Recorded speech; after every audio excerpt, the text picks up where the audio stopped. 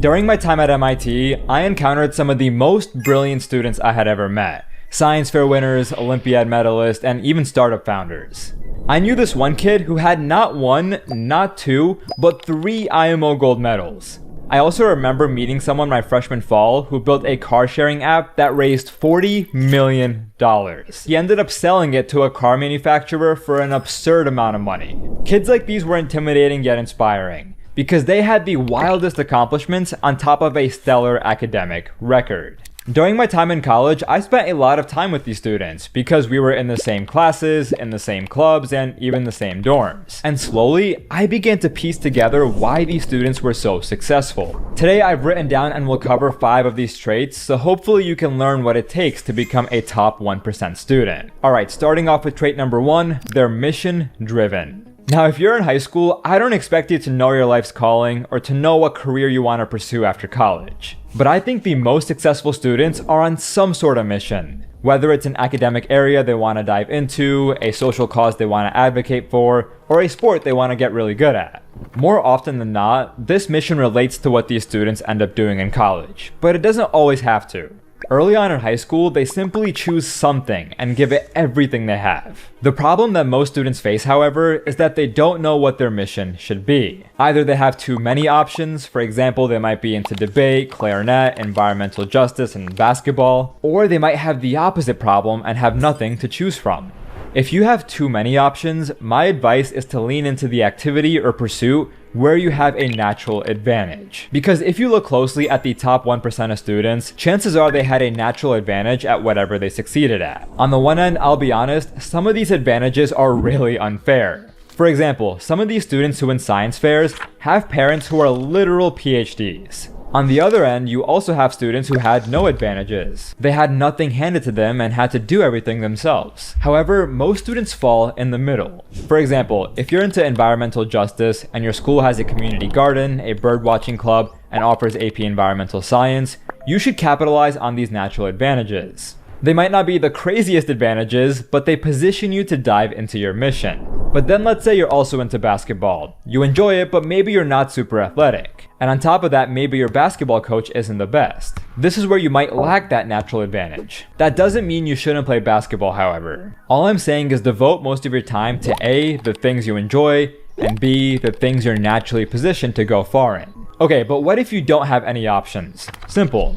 Write down a list of things that you like. And they don't have to be academic subjects, and they don't have to be extracurricular activities. Just think about that one thing you could talk about hours for. It doesn't matter if it's K-pop, it doesn't matter if it's building PCs, it doesn't matter if it's the Hunger Games. Now take that topic and see how you can transform it into something bigger. For example, could that love of K-pop turn into a research study? Could that love of building PCs turn into a small business? Could that love of movies turn into a YouTube channel where you post video essays? Alright, moving on to trait number 2. They find mentors. Most top students, no matter how smart, realize they don't know everything. So they seek guidance when it comes to doing a research project, starting a business, training for an Olympiad. And many of them do so by sending cold emails, which is where the sponsor of this video comes in, Magical. Magical is a free productivity Chrome extension that'll help you automate repetitive tasks like writing emails and moving data around. Before I show you how to use it for cold emails, let's run through some basics. You have AI Reply, which you can use to respond to messages with one click depending on the context. You can also use templates, which can allow you to expand trigger words into full-blown messages. This saves time while still personalizing each email. And then you have transfers, which can allow you to take data from your open tabs and transfer them to a spreadsheet. For cold emails, you're going to use the templates and the transfer features. First, we'll open up the LinkedIn profiles of the people we want to contact. Automatically, Magical parses the data on the page. Then to do the transfer, we're going to open a Magical, click on Transfer To, hit New Spreadsheet, and then click on all tabs. And just like magic, no pun intended, we have a spreadsheet with all the information. This is a great way to keep track of who you want to reach out to and the status of each one. Now to find their emails, go to their LinkedIn profile and click on Magical's Enrich feature, which will retrieve their email and phone number. Then we're going to head to the Magical workspace, create a new template,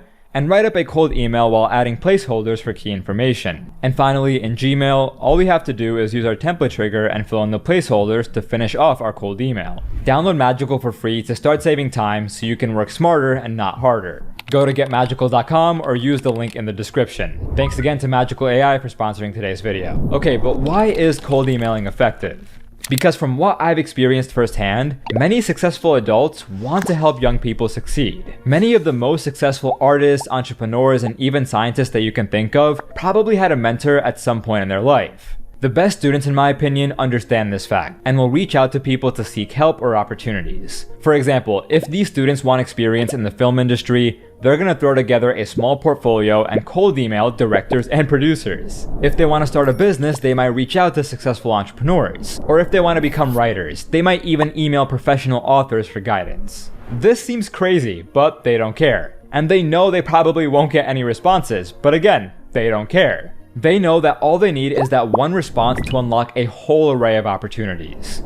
Trait number 3, they think outside the box.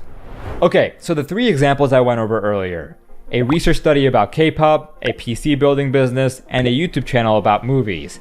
These all sound kinda weird, right? But the most successful students, in my opinion, are doing the things that seem a little unusual. And look, as I went over in my 7 lessons video, you have to embrace your weird side. Because your weirdness or your quirks, in other words, what makes you unique, is what will make you successful. Top students don't care about what's normal. They don't care about what's appropriate for their age. They simply want to pursue their mission in the deepest and most meaningful way possible. And these are the kids who end up winning awards for their work or stand out to admissions officers. Let me give you a popular example that's sort of been the trend lately, doing research. Now, quick context for those who don't know, there are some students who will pick an academic area, choose a topic to investigate, and end up publishing a research paper. And this is usually in collaboration with a college professor. When I was in high school, research was an emerging trend, and it sounded kind of weird. But the students who were doing it, and were doing it well, were getting into top colleges. These students thought outside the box, because think about it. What high school student in their right mind does college level research at 15, 16, or 17 years old? But it was a way for them to dive deep into an area they love, and more importantly, showcase intellectual vitality and curiosity, which are characteristics colleges love. Okay, so here's how you can think outside the box. Take your mission and ask yourself, how can I pursue this in a way that other students aren't? I want you to question what you think is possible. Think beyond the clubs at your school. Think beyond what people deem appropriate for your age. For example, if you're into movies, could you help direct a short film? If you're into AI or technology, could you build a web application? Or here's a crazy one, if you're into geography, could you help a professional cartographer draw maps? Now you might be saying, Gohar, these ideas sound super unrealistic. And to that I say, you're right. As you think outside the box, you will come up with impossible ideas. And if some of these ideas seem genuinely impossible, just let them go. But then also question if some of these things are really as hard as you think they are. For example, founding a startup, yeah, that's kinda nuts. It's possible, but it's nuts. Helping direct a short film, well, it depends on the film, but in theory it's possible. But what about helping a professional cartographer draw maps? Now this one might seem super random, but the reason I mention it is because I talked to a student recently who actually did it. And getting the opportunity wasn't as hard as you might think. It started with a simple cold email.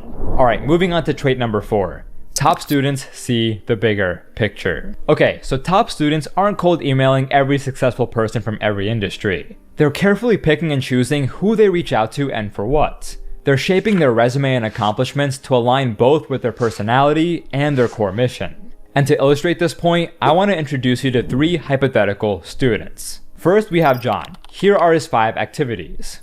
Then we have Emily. Here are her 5 activities. And then we have Bob. Here are his 5 activities. I want you to pause and compare these 3 different lists.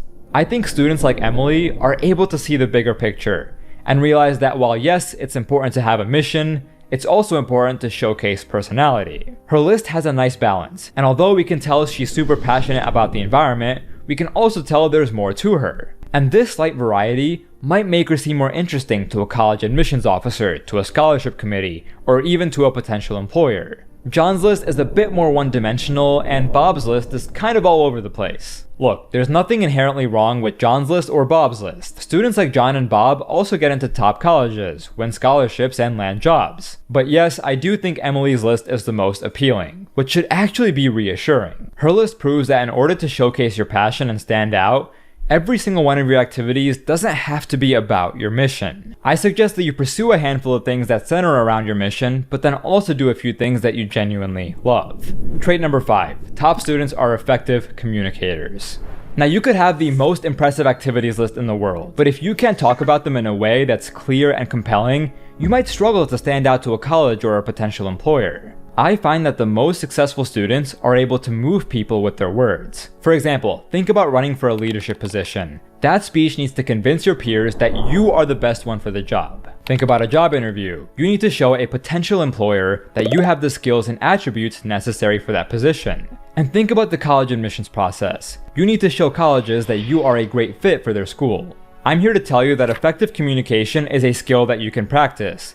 And it's something that each and every one of you watching this has the ability to master, even if you're introverted. Effective communication ultimately boils down to 2 questions.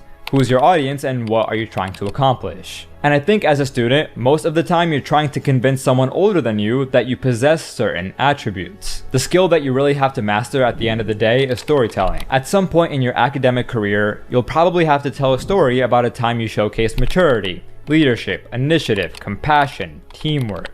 Unfortunately, this won't be the video where I break that down because that's a whole nother discussion, but I might write about it in my newsletter, so be sure to sign up for it. The link is in the description. Alright guys, and with that, we have wrapped up today's video. Please let me know what you think about these videos where I talk more about life philosophies and principles rather than study tips. These sorts of videos are pretty fun to make.